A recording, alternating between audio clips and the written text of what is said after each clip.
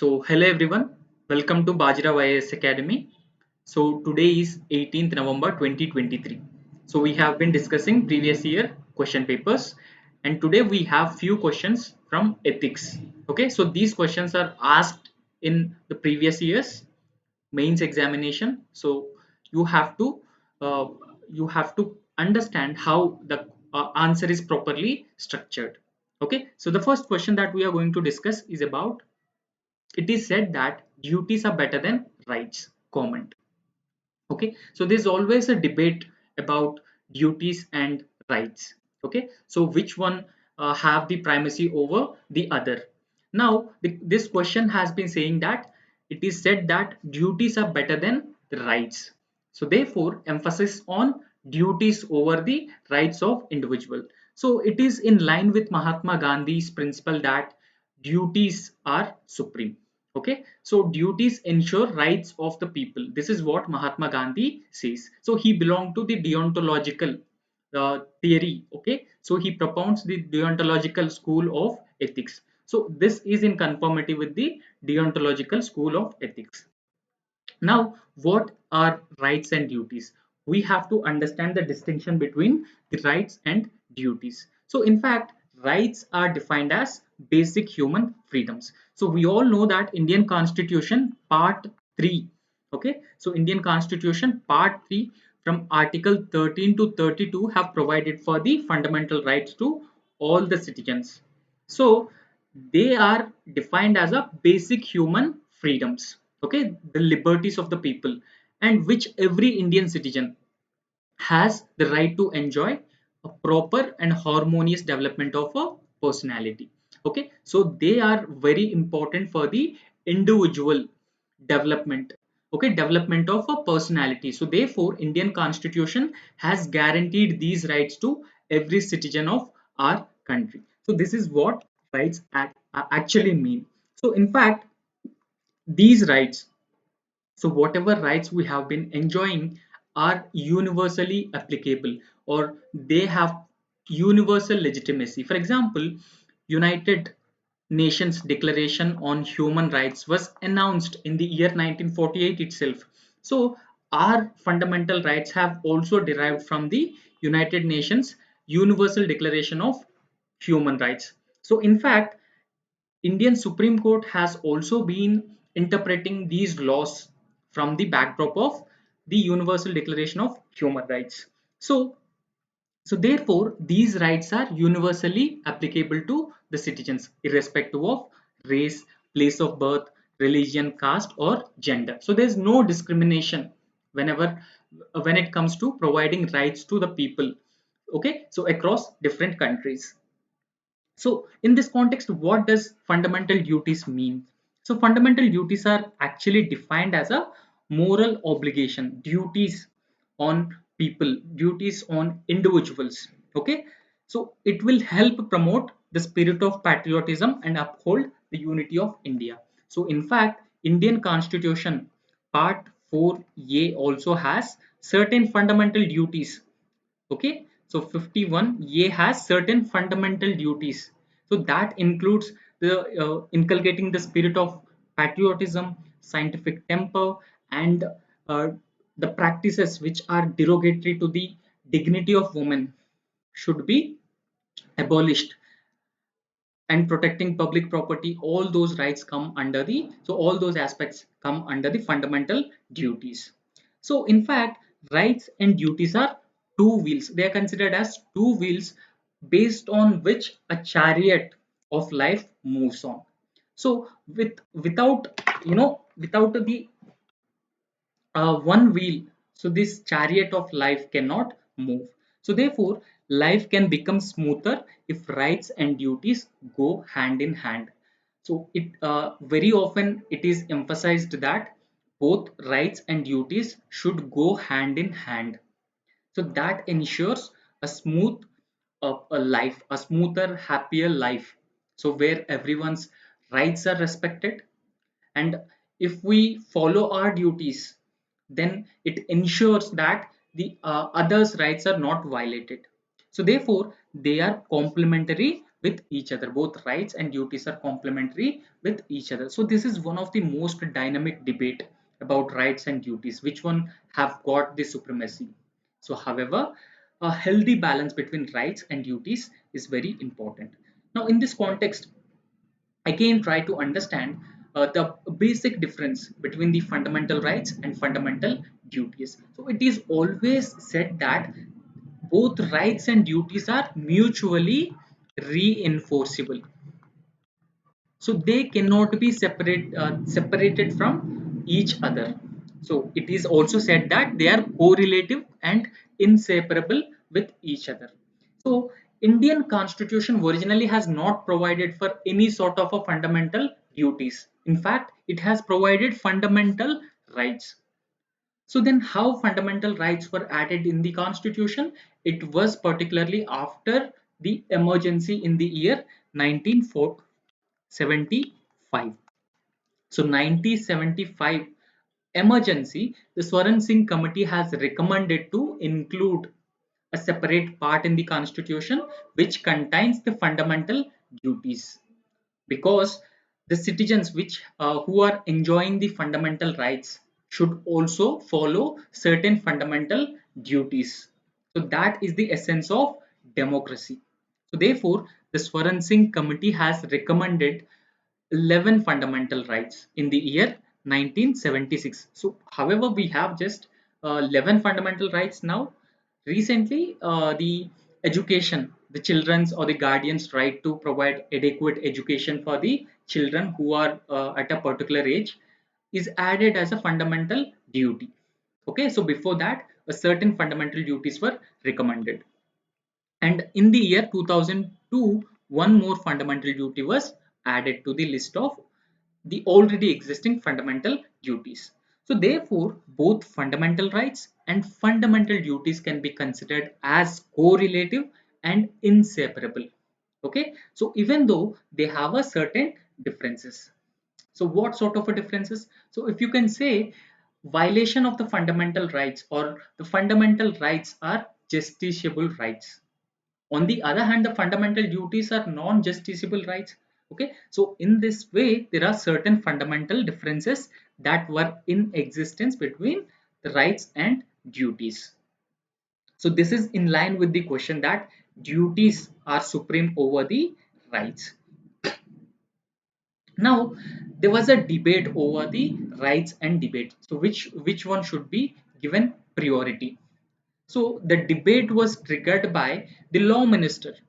So the Minister for Law and Justice, what he said, our country can be made great only if we create a balance between the fundamental duties and the fundamental rights. So what he is suggesting, he is essentially suggesting a balance, a healthy balance between fundamental rights and fundamental duties.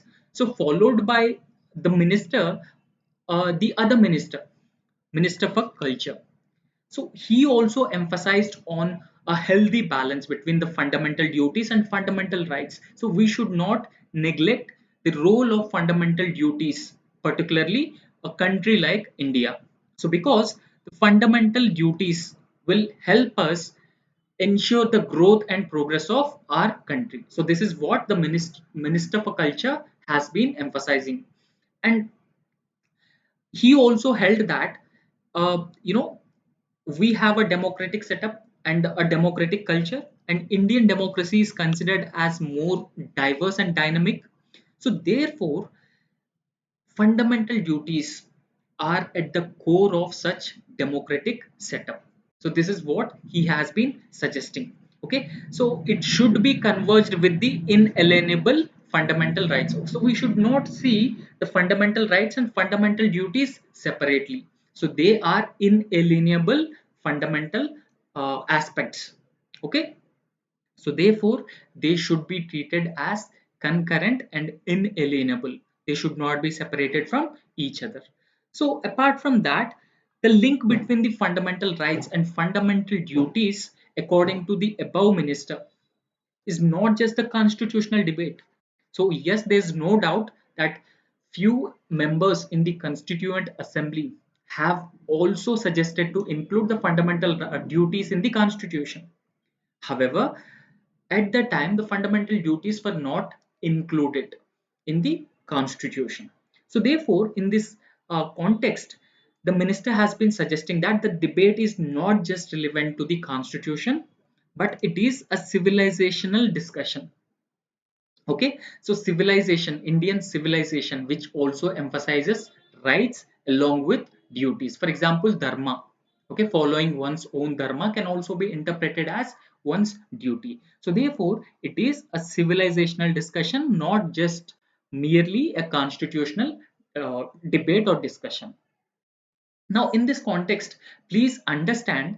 So the fundamental duties which are non-binding, similar, unlike the fundamental rights which are justiciable rights which are binding on the state, but fundamental rights are non-binding obligations.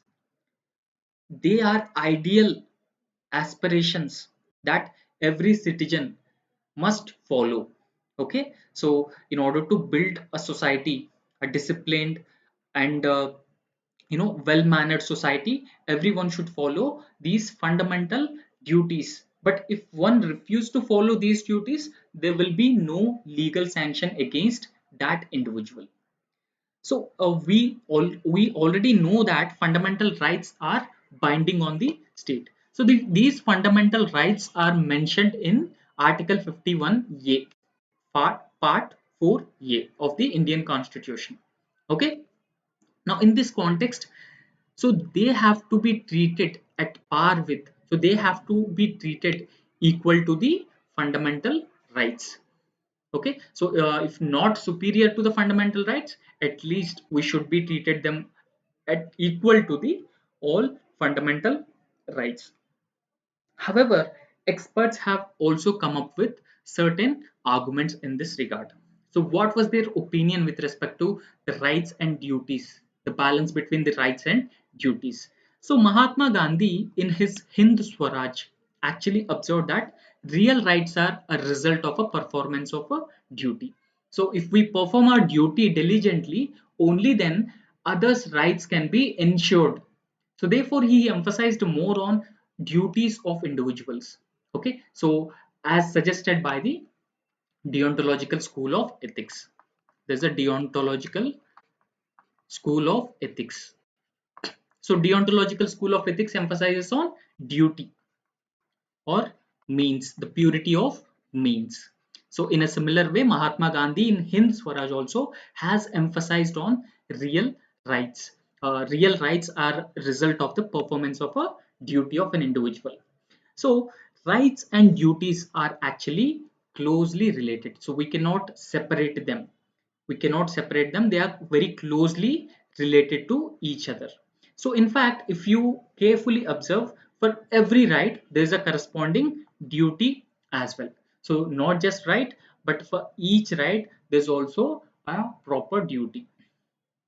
However, the state protects and enforces the fundamental rights, and we should also understand it is the duty of all the citizens to be loyal to the state.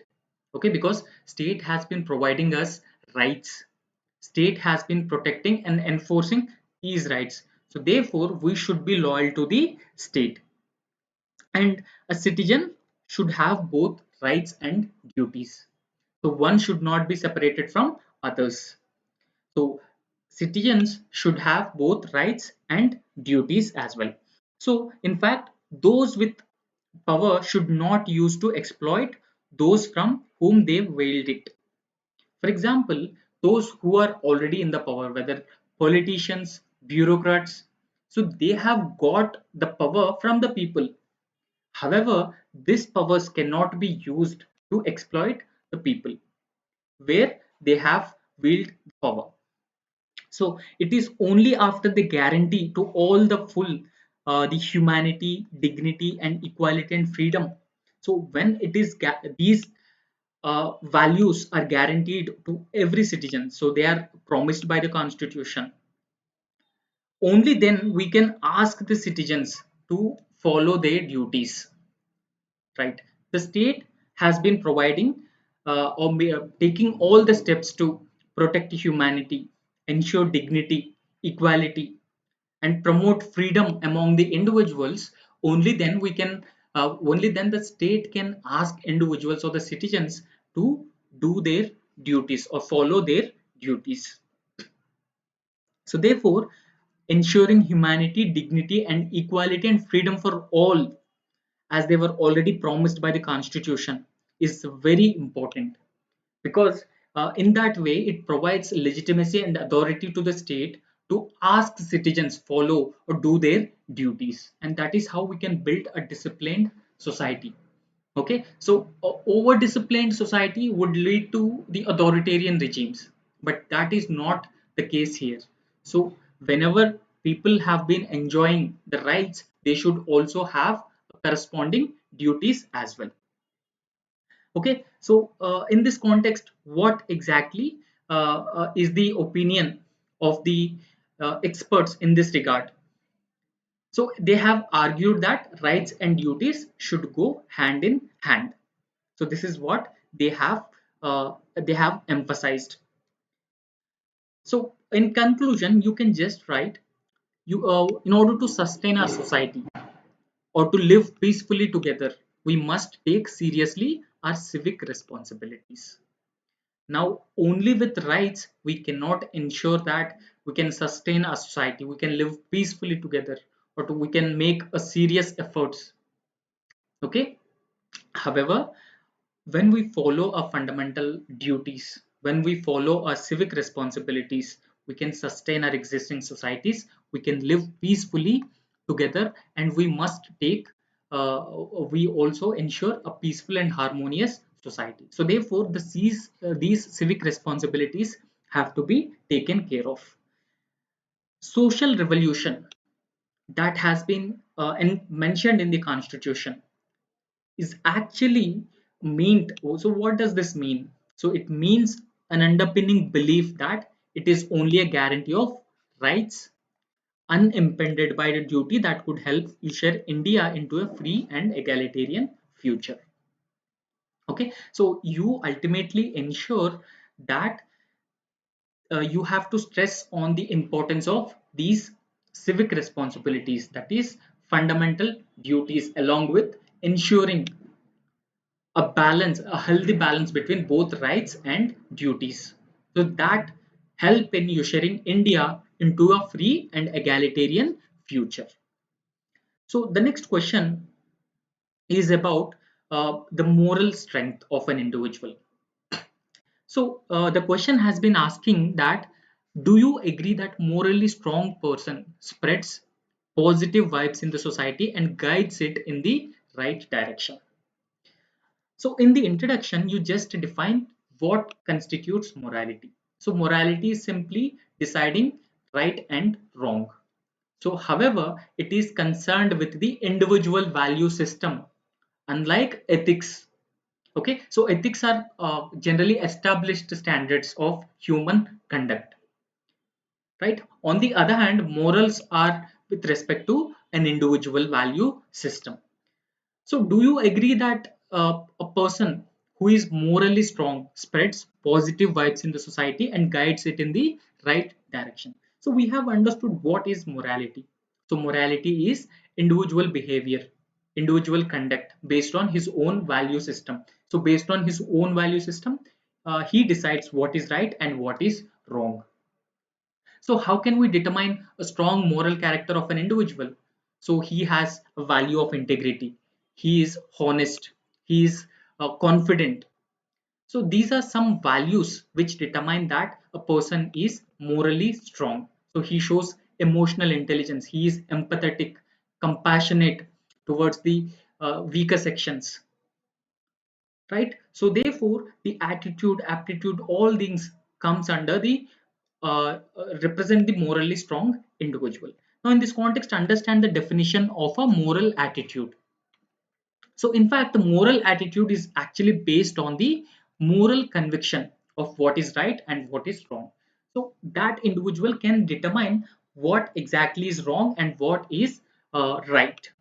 So in fact, it is associated with strong emotions that were already, predisposition. the attitudes he was formed, the emotions he was formed based on the value system. So in fact, the moral values are foundation of a moral life for an individual. Okay, so if an individual is devoid of these moral values, so obviously he will be devoid of the morality, and morality is very important to determine what is right act and what is a wrong act. So can this act be justified or it can be unjustified? So morality is very important. So in fact, these moral attitudes are moral judgments. So as I have already told you, it is just determining right or wrong, a strong conviction of whether one particular aspect is right or wrong. So this depicts the values of a person. So what kind of a values a person hold? So we can mention here examples of Socrates and Plato. Okay, they have a strong moral values. They have a strong moral attitudes, because so what they believe is that it is better to suffer injustice rather than doing injustice to the others. So this represents the strong moral character, a person or individuals with a strong moral values. So they don't want to do injustice to the others, rather they want to suffer the injustice. So that has been the preference, and the preference is because of their moral value system inside. In fact, we can also mention the another example of Gandhiji. So Gandhiji's fundamental belief in non-violence is actually a tool to combat the injustice.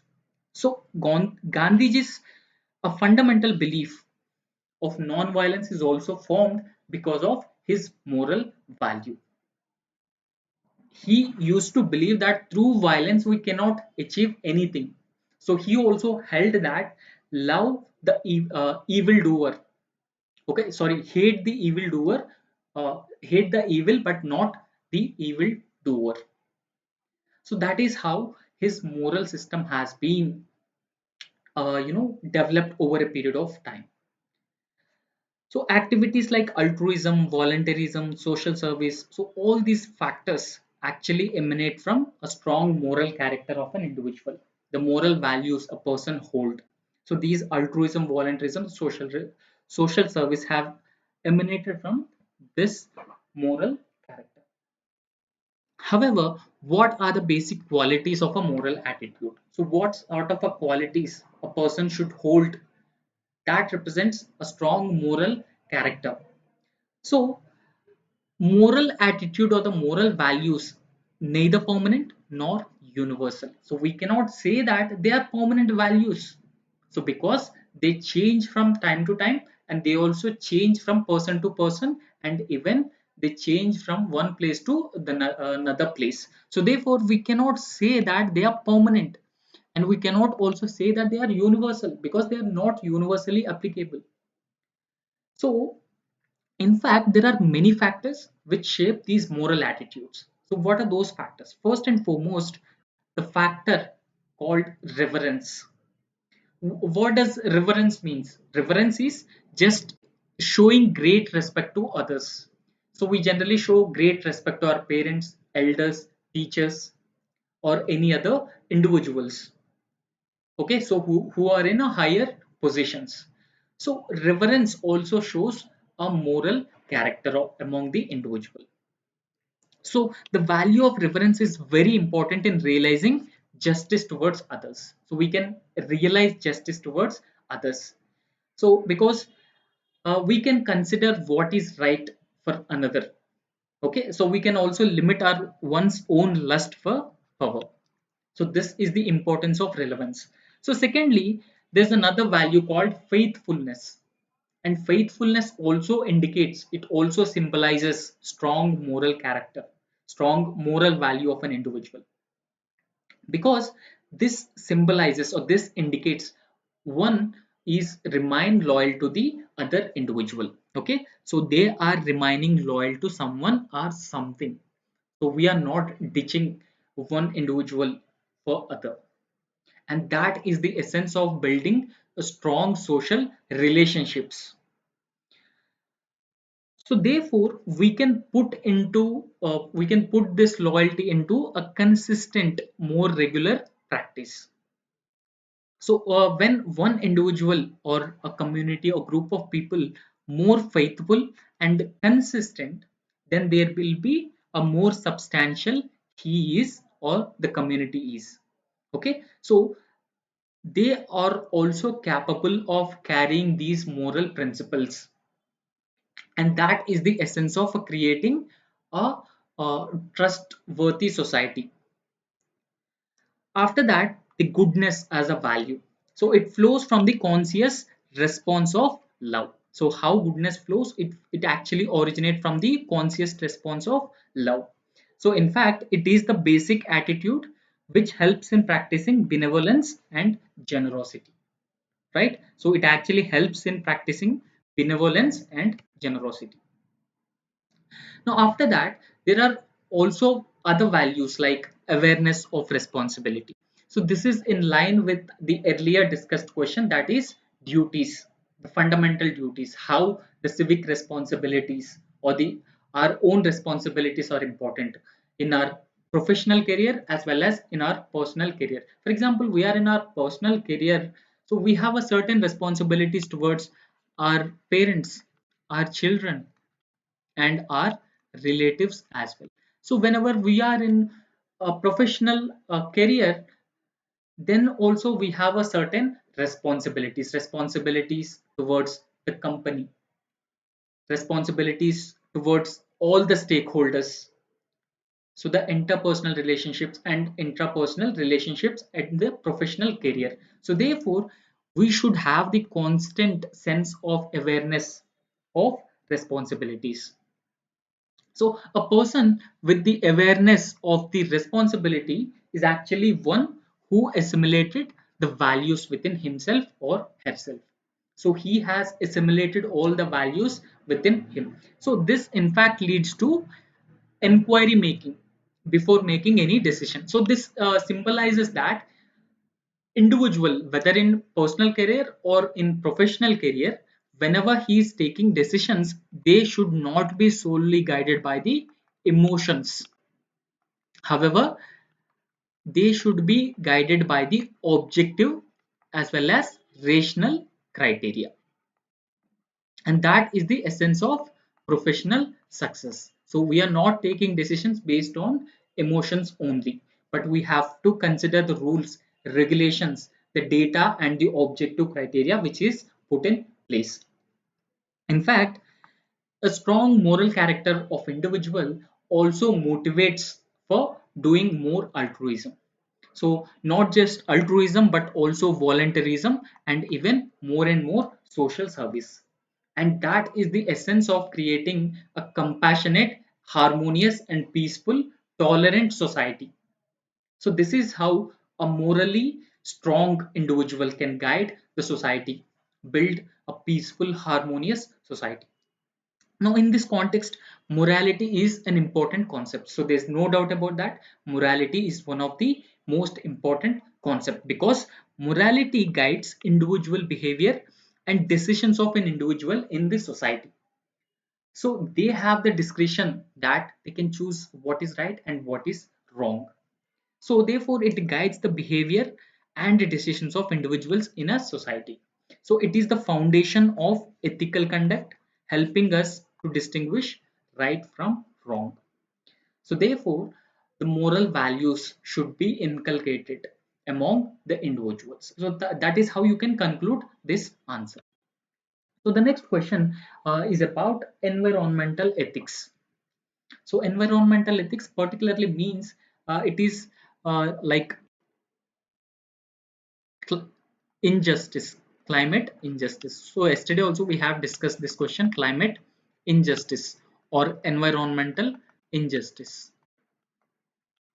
Now again I will try to explain you this question, that the question has been asking that Western countries preach something and profess something when it comes to the environmental ethics which are discussed at the global level. So I'll tell you one example here. Okay, the example is West hypocrisy about environmental action.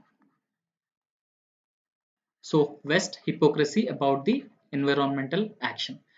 So please understand, USA largest greenhouse gas emitter, followed by China and India.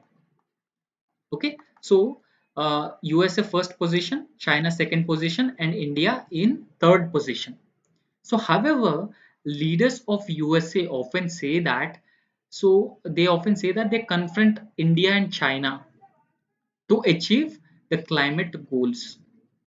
So, even though they are largest emitter of these greenhouse gases, they wanted to confront India and China rather than taking actions to reduce the greenhouse gases in their respective country. So, this is what their hypocrisy is, the environmental and climate hypocrisy.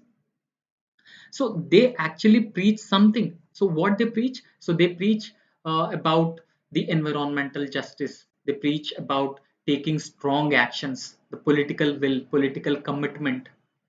But when it comes to their turn, so they don't follow the rules they have set up.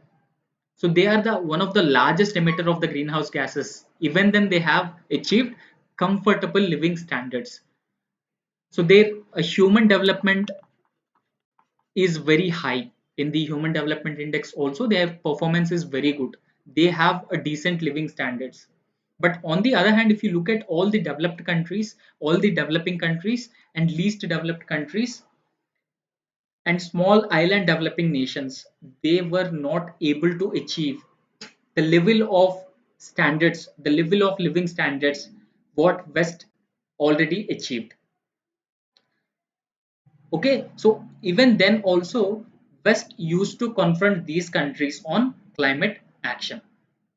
So this is what the question is all about. The Western countries preach something and they profess something when it comes to environmental ethics, which are discussed at the global level.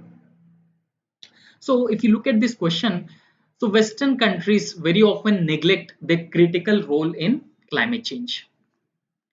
For example, whenever it comes to global trust building, so they neglect their role.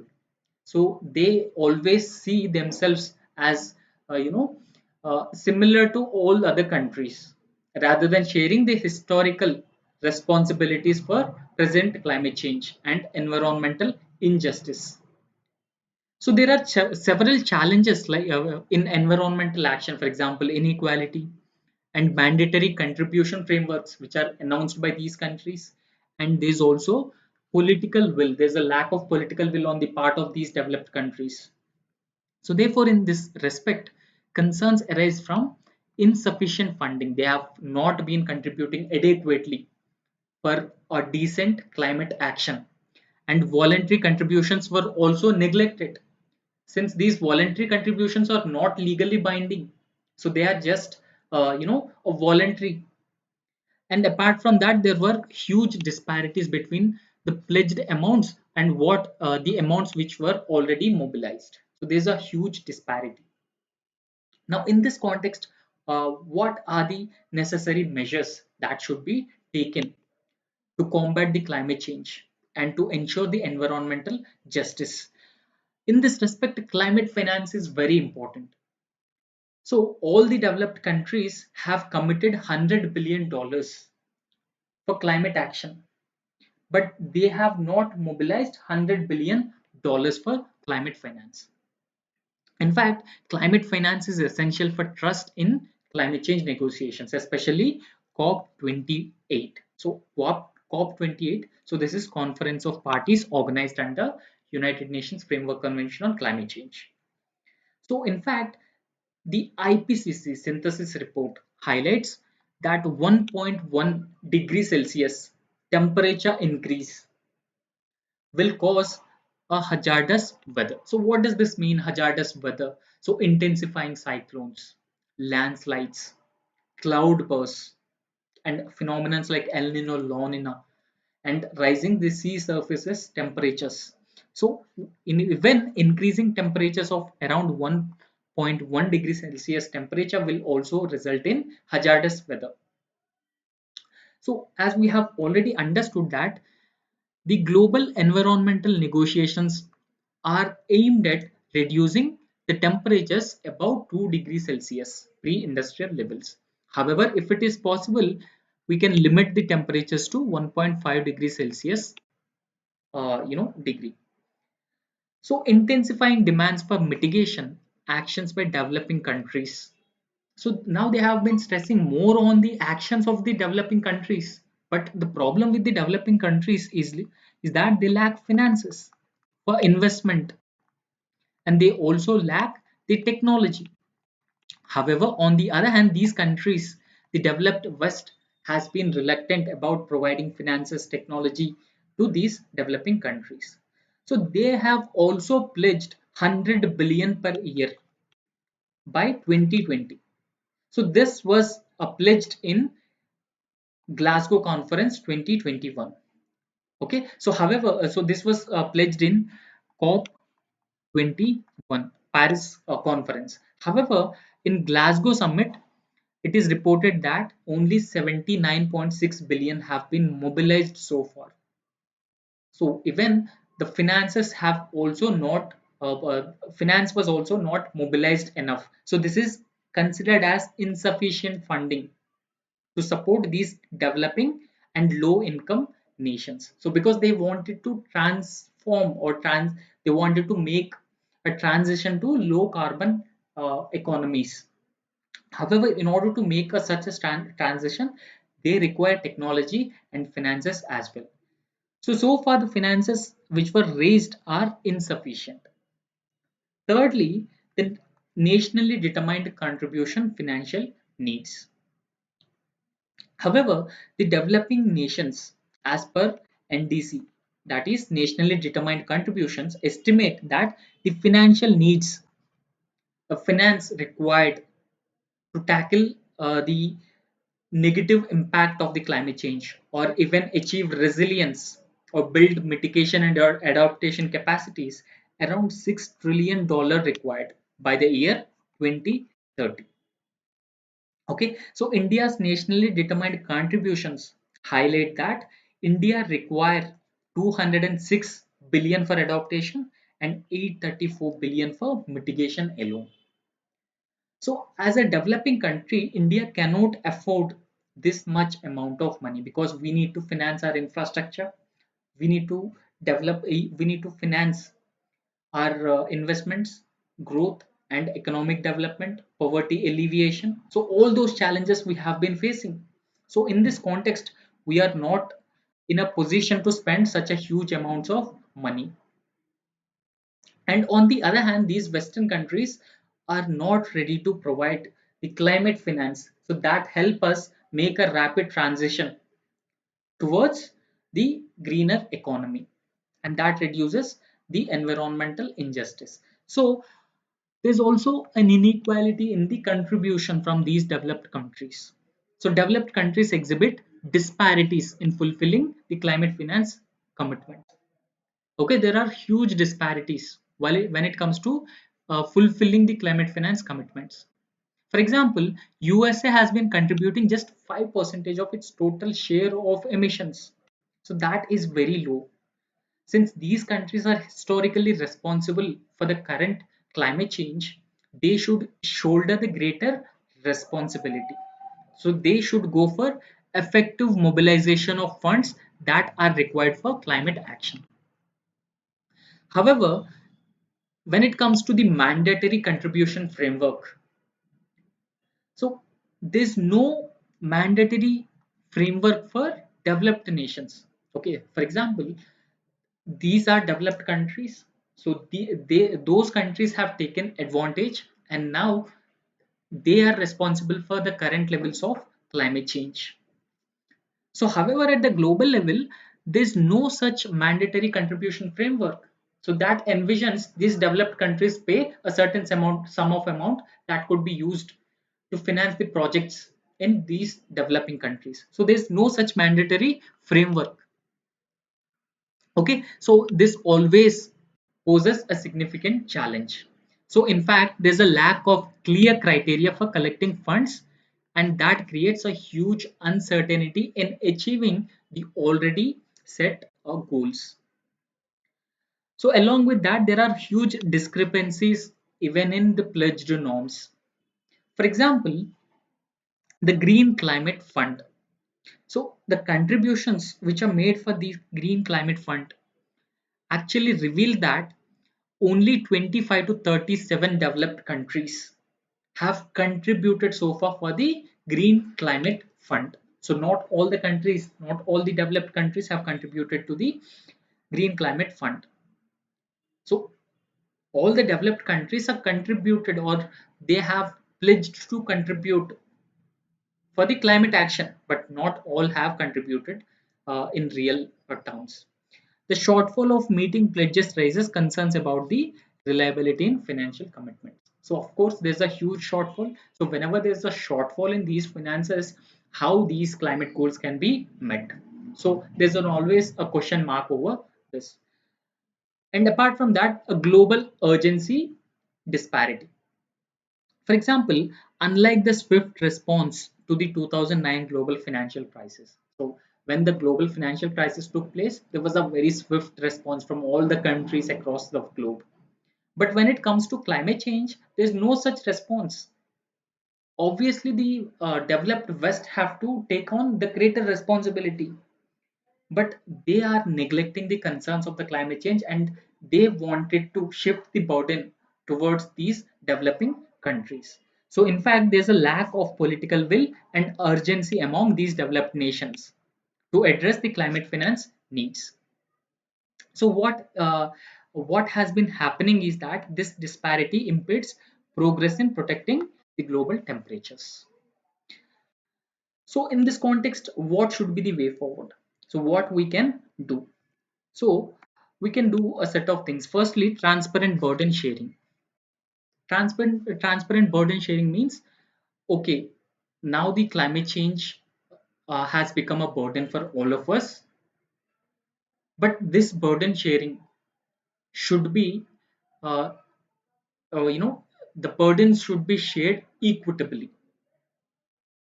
Okay, so there should be equity. So those who are responsible for this climate change have to take the greater responsibility, but those who are less responsible for the climate change should be less responsible. For example, these developed countries, in fact, India is one of the lowest per capita emission country, even though it is the third largest emitter. On the other hand, if you look at the developed countries, their per capita emissions are too high. So therefore, there should be a transparent burden sharing formula among all these developed countries, and that is very important for fair and consistent contributions to the climate finance. So when we have formulated a transparent burden sharing formula, that helps in the burden sharing in a fair and consistent manner. So after that, there should be a mandatory contribution framework that should be established. So implementing a mandatory framework for developed nations to contribute. Okay, so when they have a mandatory contribution framework, so that establishes a clear criteria for mobilizing funds and all the members uh, in line with their respective pledges, they can contribute to the mandatory contribution fund. Okay, so this ensures the reliability and availability of more funds. So those funds can be used to build resilience to take a solid climate action. Apart from that, the global cooperation and urgency. Fostering a sense of urgency and global cooperation is very important. So imagine during 2009 global financial crisis, how the measures were taken at a very short period of time. So that urgency and a collective and urgent response is very important. So in the context of climate change, and even when it comes to climate finance, so the response should be similar to what it was during the global financial crisis. So and all the countries should come forward and fulfill their international commitments as effectively as possible. So after that, the capacity building aspect also, so that should also be taken care of. Prioritizing capacity building in developing nations to facilitate smooth transition to sustainable practices. For example, these developing countries as of now, they don't have enough capacities to make a rapid transition to the renewable or sustainable practices. So that help in minimizing or limiting the climate change. So therefore, finances and technology have to be provided to these countries. So along with that, it includes supporting economic opportunities, livelihoods for uh, these countries which are already entrenched in fossil fuel economies, or they are dependent on fossil fuel economies. So if capacities were built, if more finances were provided to these countries, they can make rapid transition to more sustainable practices. For example, they can depend on renewable energy, they can depend on sustainable fuels, and that is the essence. So in order to tackle the climate change, the responsibility, shouldering the responsibility of the climate change by developed countries is very important, apart from the collective and individual action. Okay, so these are all the questions for today's discussion, and in tomorrow's class also we will discuss other ethics questions. Okay, so thank you so much.